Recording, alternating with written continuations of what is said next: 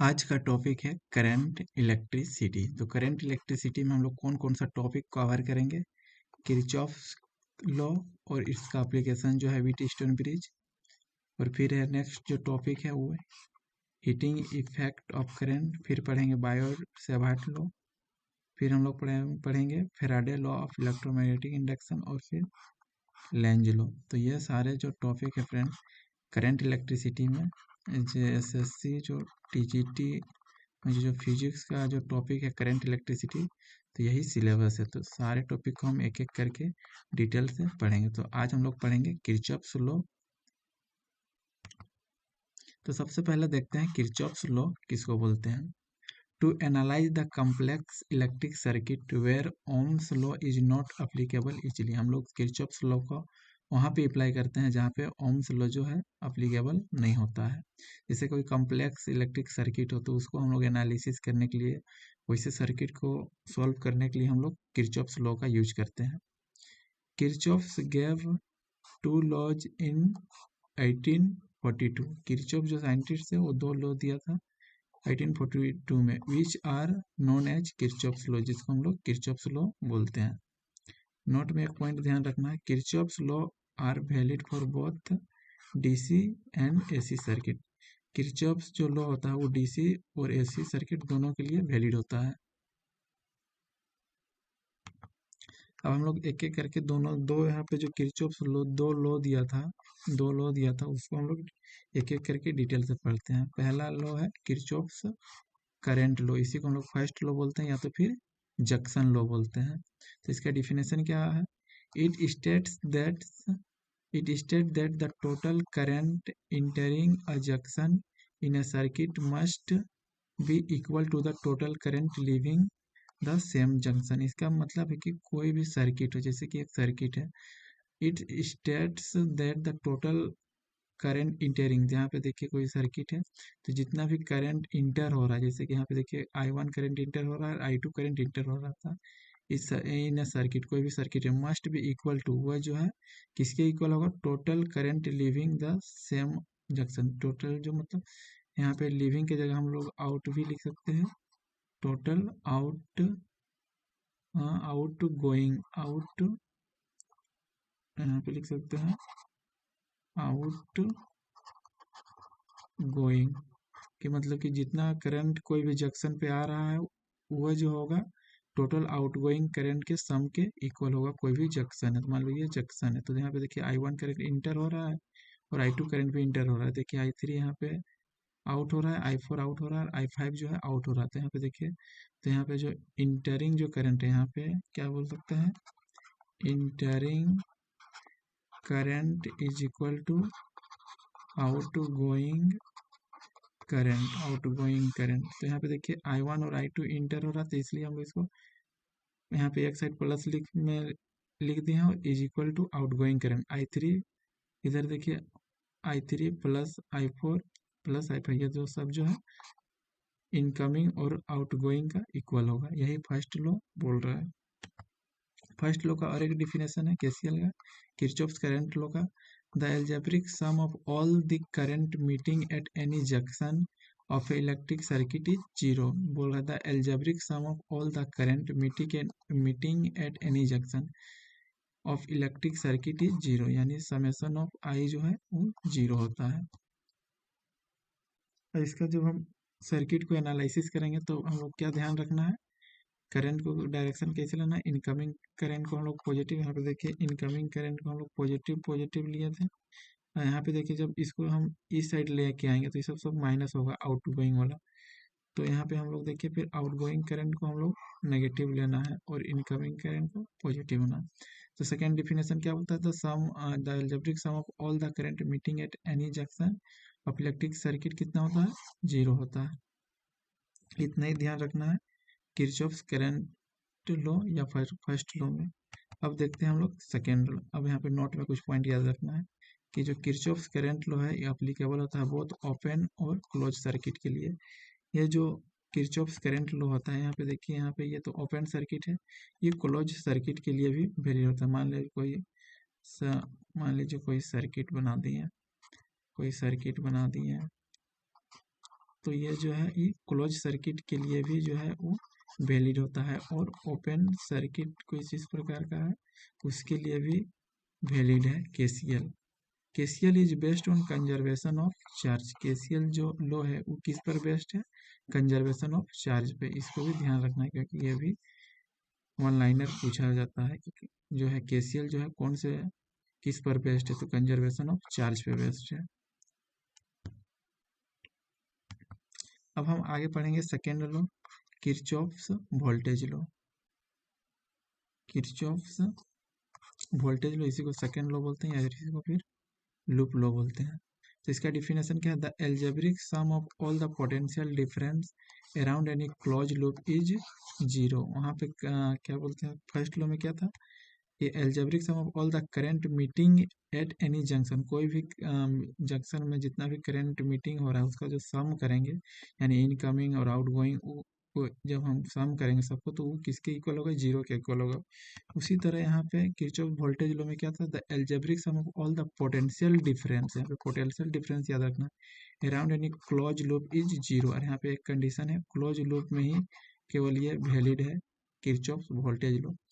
इसको याद रखना है, summation of del V is equal to zero.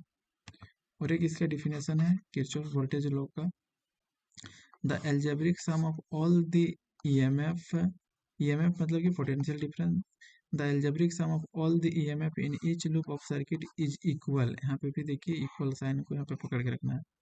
The algebraic sum of all the EMF in each loop of circuit is equal to the algebraic sum of the product of current flowing in each branch and its corresponding resistance. तो यहाँ पे बोल रहा है the algebraic sum of all the EMF, मतलब कि देखिए summation of EMF E is equal to algebraic sum of product of current flowing in each branch. यहाँ पे करंट और रेजिस्टेंस का क्या होगा? प्रोडक्ट के इक्वल होगा।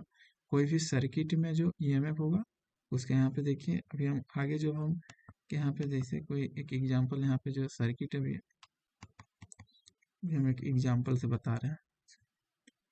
यहाँ पे बोला जा रहा है कि डिफिनेशन के the algebraic sum of all the EMF in each loop of circuit is equal to the, जैसे कोई सर्किट है तो इसका जो ईएमएफ है मान लीजिए 5 वोल्ट है, वो क्या है? वो the algebraic sum of all the EMF, और एक सर्किट इसको ऐसे बना दिए, इधर भी कोई वोल्टेज है, मान लीजिए इधर वोल्टेज है 6 वोल्ट, यहाँ पे कुछ रेजिस्टेंस है मान लीजिए 5 ओम।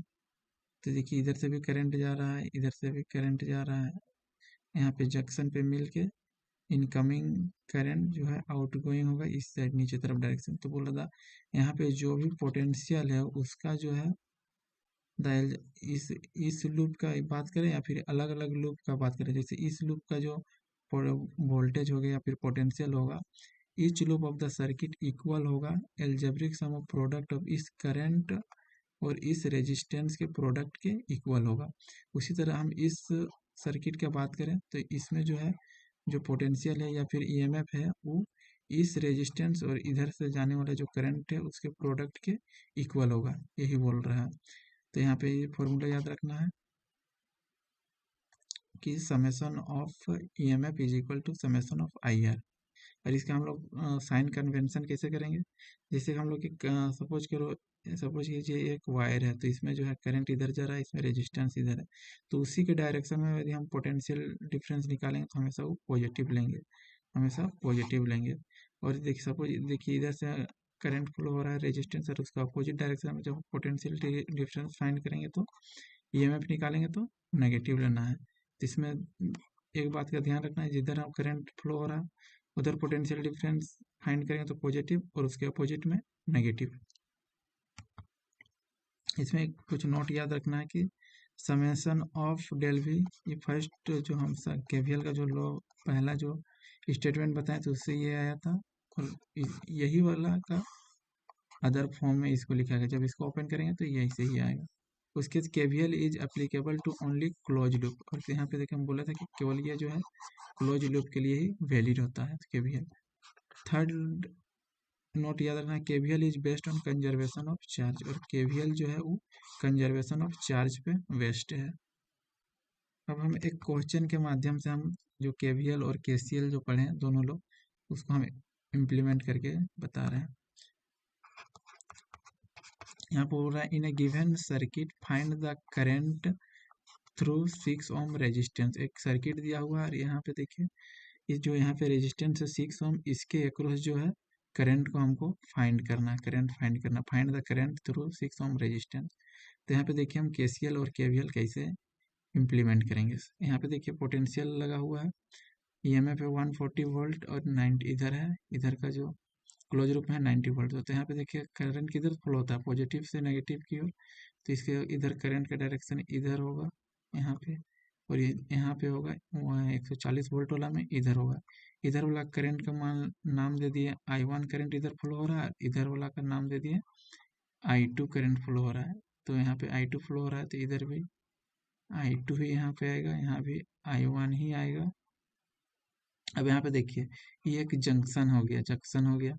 अब इधर से I1 आ रहा है, इधर से I2 आ रहा है, तो ये दोनों अब इधर नीचे तरफ चला जाएगा। तो दोनों अब इसका नाम देते हैं I3, क्योंकि हम लोग फर्स्ट लॉ में पढ़े थे ना केसीएल में, करंट किरचॉफ्स करंट लॉ में, कि टोटल जो है entering current is equal to total outgoing current होता है। तो जितना इंटर हो रहा है तो दोनों इधर से मिलके इधर I3 करंट बनाएगा। तो यहाँ पे हम लोग इस पॉइंट का नाम देते हैं ए। तो सबसे पहले हम लोग यहाँ पे पॉइंट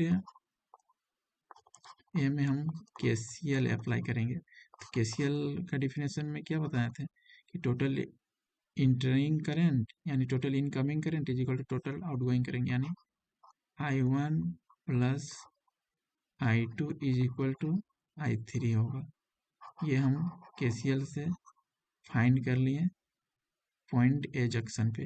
अब यहाँ पे हम 6 ओम रेजिस्टेंस में कैसे हम करंट फाइंड करेंगे। अब हम यहाँ पे